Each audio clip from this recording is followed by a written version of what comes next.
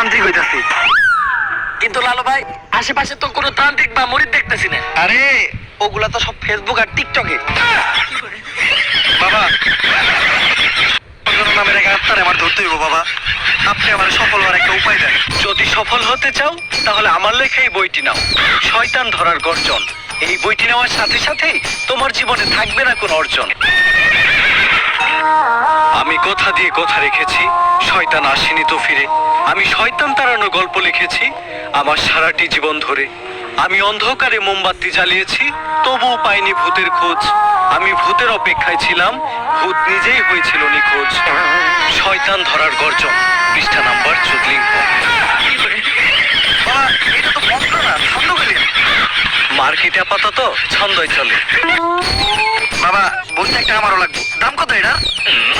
মাত্র 1000 টাকা। 1000 টাকা দিয়ে আর কিনুম? 1000 টাকা হাতে নিয়ে ভূতের